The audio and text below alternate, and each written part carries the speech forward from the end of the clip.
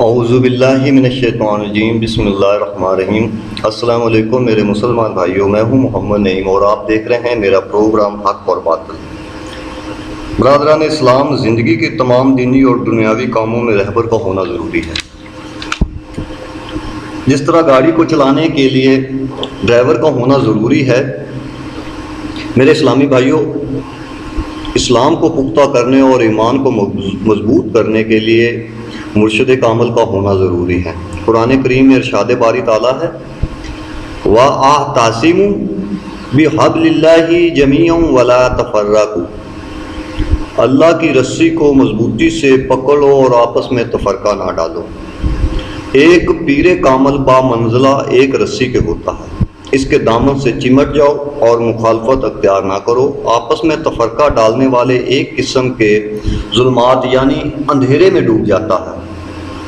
قرآن مجید فرقان حمید میں ارشاد باری تعالیٰ ہے اللہ ولی الذین آمنوا یخرجوہم من الظلمات الی النور والذین کفروا اولیاء مطغوت یخرجونہم من النور الی الظلمات۔ ترجمہ: اللہ تعالیٰ جس پر راضی ہوتا ہے اسے اپنے نور سے لپیٹ لیتا ہے، یعنی اسے اپنے برگزیدہ بندے ولی کامل کی خدمت میں بھیج دیتا ہے، اور جس پر ناراض ہوتا ہے اسے ظلمات یعنی اندھیرے اور گمراہی کی طرف مائل کر دیتا ہے۔ قرآن مجید فرقان حمید میں ارشاد ذوالجلال ہے وَكُلِّ شَيْءٍ أَحْصَيْنَاهُ فِي إِمَامٍ مُبِينٍ، ہم نے ہر چیز ایک امام مبین یعنی پیر کامل کے وجود میں جمع کر دی، اور قیامت کے دن بھی یہی نقشہ ہوگا۔ تمام انسان ایک گروہ یا قافلے کی شکل میں اپنے اپنے پیشوا اور امام کے ساتھ ہوں گے۔ ہر فرقہ پیشوا اور اپنے مرشد کامل کے ساتھ ہوگا۔ حدیث پاک میں ارشاد ہے الفریق ثم طریق، اللہ تعالیٰ کے ساتھ ہر شخص کو براہ راست معاملہ کرنے کی توفیق نہیں، اس لیے اللہ تعالیٰ نے اپنے خاص اور برگزیدہ بندوں کو دوسروں کے لیے رہبر اور مرشد منتخب فرما کر بھیجا ہے، اور انہیں اپنی مخلوق کے درمیان واسطہ اور وسیلہ بنا کر بھیجا ہے۔ اسی بارے میں ارشاد ہے اللہ تعالیٰ کا یا ایھا الذین آمنوا اتقوا اللہ وَاتَّبَعُوا عَلَيْهِ الْوَسِيلَةَ وَجَاهِدُوا فِي سَبِيلِهِ لَعَلَّكُمْ تُفْلِحُونَ۔ ترجمہ: اے ایمان والو، تقوی اختیار کرو اور وسیلہ پکڑو، اللہ کے راستے میں جہاد کرو تاکہ تم فلاح پاؤ۔ برادران اسلام، بعض لوگوں کا خیال ہے کہ وسیلہ سے مراد نیک عمل اور عبادت ہے، بلکہ ایسا نہیں۔ عبادت اور نیک عمل تو ایمان اور تقوی کے اندر آ جاتے ہیں۔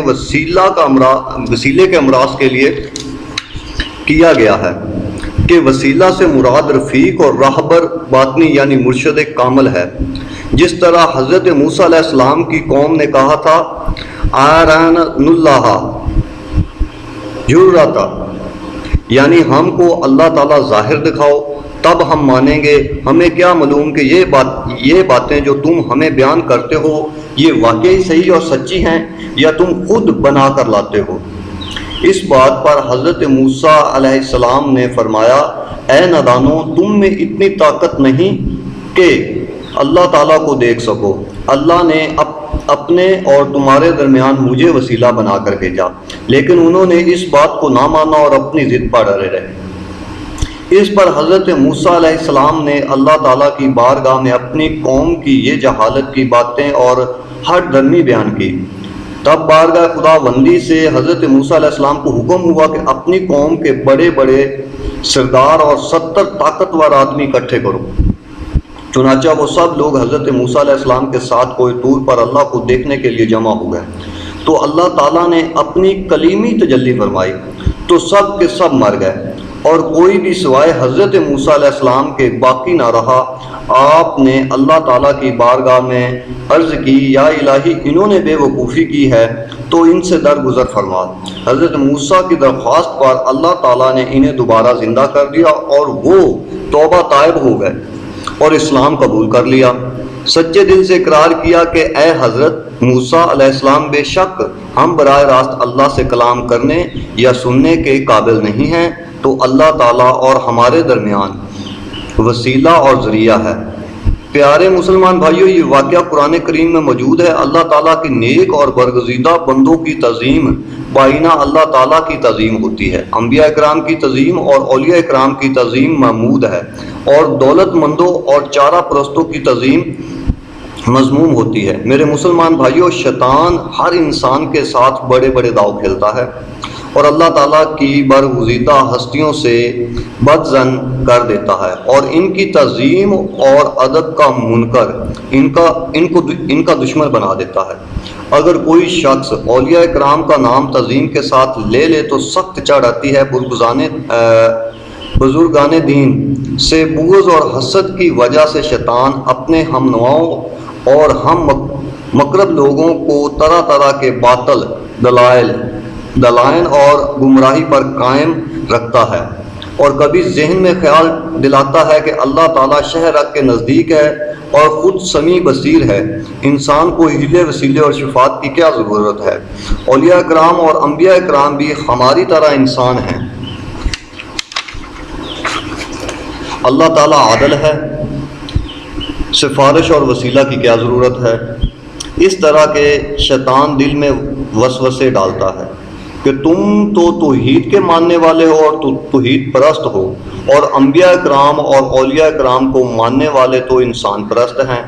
میرے مسلمان بھائیوں، یہی لوگ اللہ اور اس کے محبوب بندوں کے درمیان تفرقہ ڈالتے ہیں، جیسا کہ قرآن کریم کا ارشاد باری تعالیٰ ہے وَيُرِيدُونَ أَن تَفَرَّقُوا بَيْنَ اللَّهِ وَرُسُلِهِ۔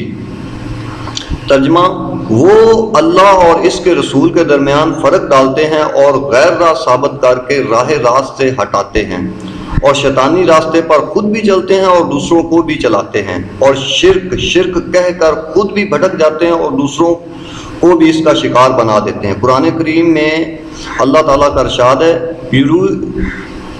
یرید اللہ فوق ایدیہم، اے محبوب تیرا ہاتھ نہیں میرا ہاتھ ہے۔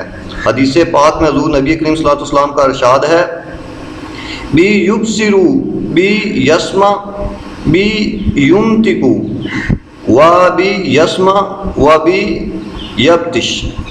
ان کا دیکھنا، سننا، بولنا، چلنا، پھرنا اور پکڑنا اللہ تعالیٰ کا پکڑنا ہوتا ہے۔ یہ لوگ اسی بحث میں لگے رہتے ہیں کہ اللہ تعالیٰ کے آگے اس کے محبوب بندوں کی کوئی قدر و منزلت نہیں۔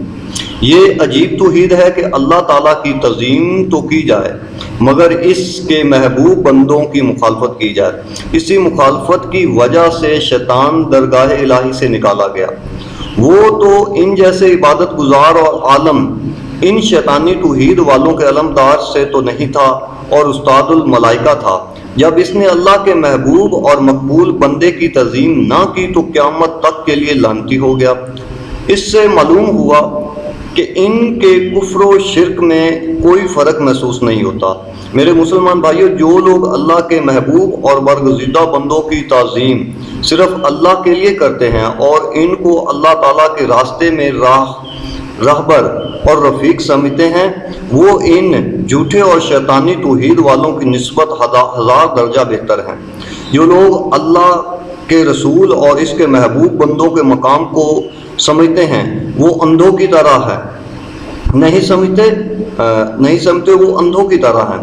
جس طرح قرآن پاک میں اللہ تعالیٰ کا ارشاد ہے من کانا فی ہذہ اعمی وہو فی الآخرۃ اعمی۔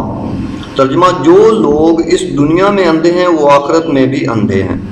اگر اللہ تعالیٰ کی مقدس ذات پاک پر کسی مرئی صورت میں جلوہ گر ہو کر ان کے سامنے آ جائے تو وہ یہ لوگ فوراً انکار کرنے لگ جائیں گے۔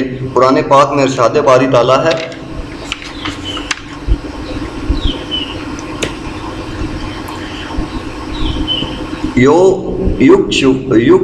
یکشف عن ساق ویدعون الی السجود فلا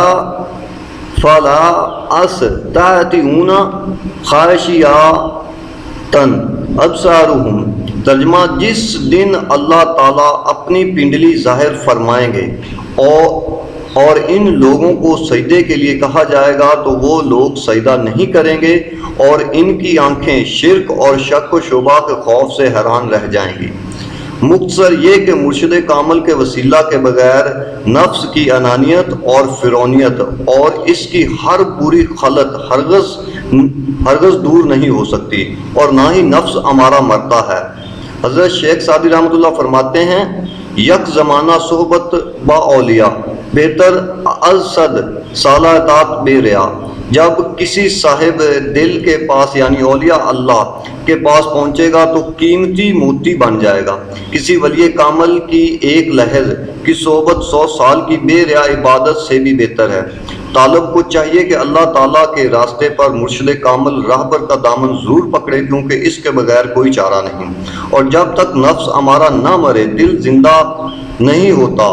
تو جو لوگ زبانی اقرار کرتے ہیں ان کے لیے اللہ تعالیٰ نے سورۃ منافقوں میں ارشاد فرمایا، اذا جاءک المنافقون قالوا نشہد انک رسول اللہ واللہ یعلم انک لا رسول واللہ یشہد ان المنافقین لکاذبون۔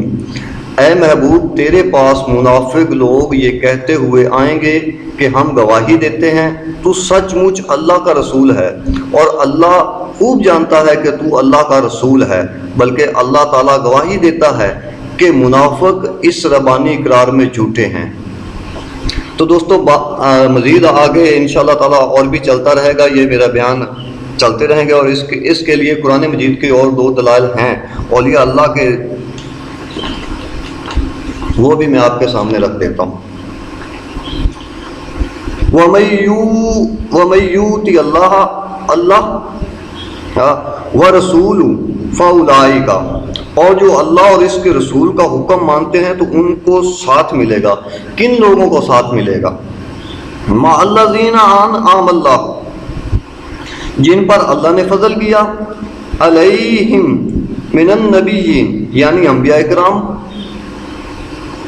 والصدیقین یعنی کہ صدیق اور سچے لوگ، والشہداء اور شہیدوں کا، والصالحین اور صالحین یعنی کہ نیک لوگوں کا۔ وہ نیک لوگ جو ہیں وہ اولیاء اکرام ہیں۔ یا ایھا الذین آمنوا اطیعوا اللہ، اے ایمان والو حکم مانو اللہ کا، واطیعوا الرسول، حکم مانو رسول کا، وَأُولِي الْأَمْرِ مِنْكُمْ، اور ان کا جو تم میں حکومت والے ہیں۔ حکومت والے اولیاء اللہ ہیں۔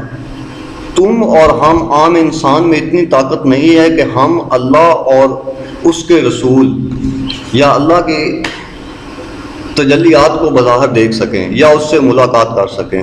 ناظرین، انشاءاللہ تعالیٰ آگے آہستہ آہستہ میں اپنے بیانات میں اولیاء اللہ اکرام کی جو بھی قرآن مجید میں، فرقان حمید میں اور حدیث مبارکہ کے ساتھ دلائل دے کر انشاءاللہ تعالیٰ راہ حق بتاتا رہوں گا، اور اولیاء اکرام کا جو رستہ ہے یہی راہ حق ہے، باقی سب باطل ہے۔ اگر آج ہم مسلمانوں کو اس سے بھی ورگڑایا جا رہا ہے اور گمراہ کیا جا رہا ہے کہ یہ رستہ بالکل ٹھیک نہیں، لیکن قرآن اور حدیث کی روشنی میں انشاءاللہ تعالیٰ یہی حق ہے اور باقی سب باطل ہیں۔ میری دعا ہے اللہ تعالیٰ سے کہ ہم سب مسلمانوں کو راہ حق پر چلنے کی توفیق عطا فرمائے، آمین۔